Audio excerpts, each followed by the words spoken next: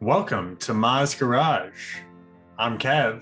I'm Crick. And I'm Smokey. Well, that's the thing about friends, right? Like, you wouldn't even know something existed until one of your friends showed you it. And it's like, oh my God, you just opened up a whole new world to me. Someone does you wrong, you have the right to call them out. Be understanding that it's your perception, it's how you want to be treated. But they should be, if they love you enough, they should want you to be happy and they should want you to be treated how you want to be treated. And I'm thinking to myself, you have no friends that are anything negative with you. And if they try, you just completely shut them down. On today's episode, we're going to talk about love and companionship. So grab a log and join us by the fire.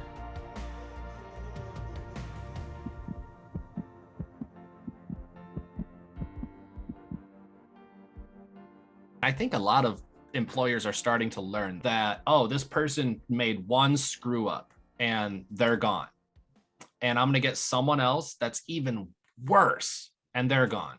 And now it's in a shortage of employees. So now it's just kind of like, as long as you don't steal my social security number, we're good. That's where you have to watch. Don't ask me about my car's extended warranty. We're good. That's the same thing with not leaving a relationship. Well, there are so much great things about this person that if I leave them, I'll never find someone that has as good qualities as this person. That's not always true. There's plenty of fish out in the sea, and there's maybe one that matches with you even more. So it's like, it's hard when you don't try.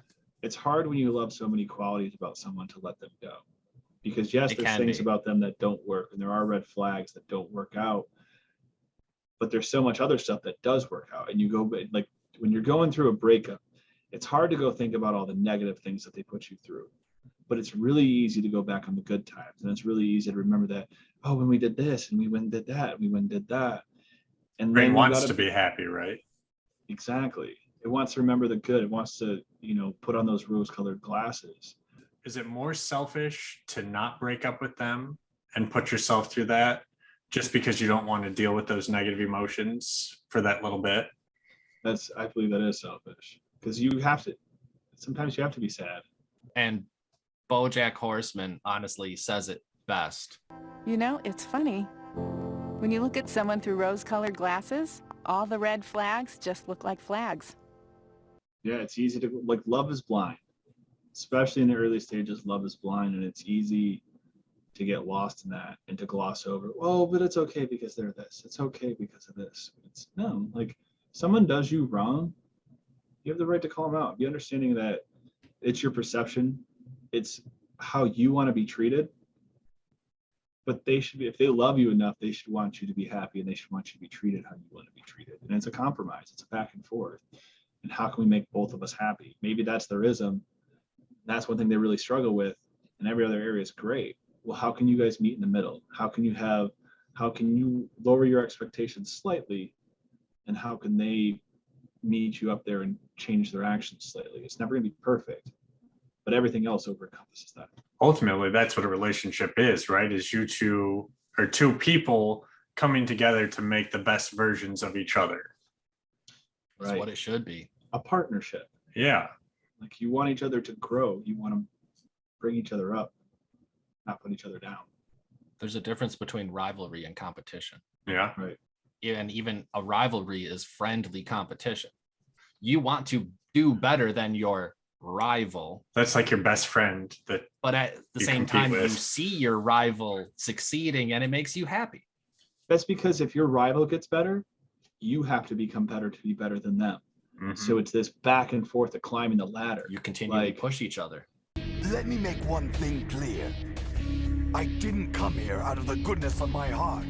I will help you because I want you alive, so I can have my shot at destroying you. Right. And that you're creating higher limits for yourselves. Like, we do that a lot too, where we'll, like, with our creative works and stuff like that, we'll show each other and be like, how's he doing that? Like, all right, I need to start doing this. I need to get better at this. I need to up my game so I can stay up there with you guys, and it's a healthy relationship. It's not that we're putting each other down and saying you should be better. It's, no, look at the awesome thing that I did. It's like, oh, I want to do something awesome. Like, and it's this back and forth. I think that's what it, especially these days with friends circles, they will show their friends like what they did, and if the friend doesn't have a lot going on, they almost want to like adopt it themselves, but Yeah. it never really interested them in the first place.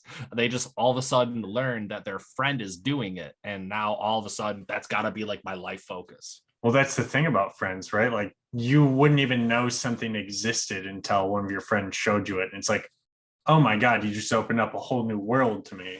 Like I didn't even know this part of the earth existed. That's possible. You can do that. And then it comes down to that person's interpretation of what they were just presented with. Right. You got to watch out for the opposite side of that coin, though, because some people, if they're not up there and they see someone who's their friend doing something amazing, instead of trying to climb to that level, they'll try to bring down the thing that they're doing. Chop down some of the rungs underneath. And them. that's well, it's not that good. That's not a friend. That's not very, because that comes from a lack of self-confidence in themselves, where they need to put people down to make themselves feel better. That would be like you living with your best friend who has a successful career and you don't, and you jeopardize your friend's successful career just because you don't have one. You, me, and Dupree.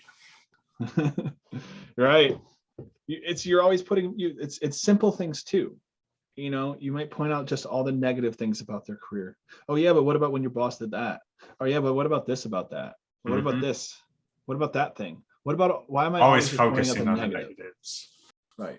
It's not the good things you do, it's just all the flaws and the failures, and that it's toxic. It is. It is.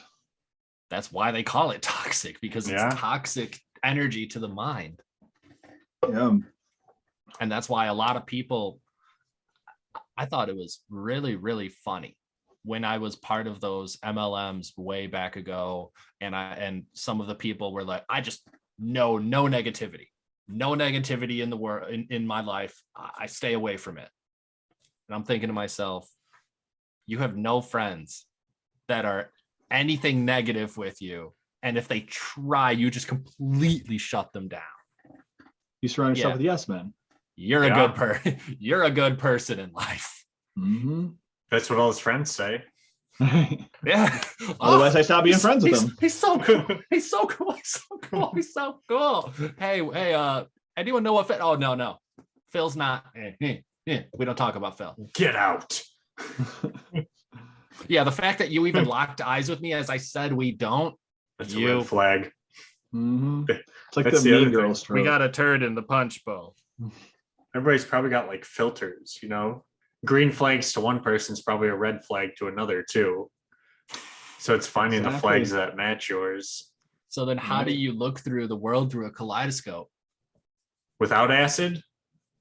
Yeah. This is not a substance episode. I guess you just keep spinning it until you see the view that you want to see.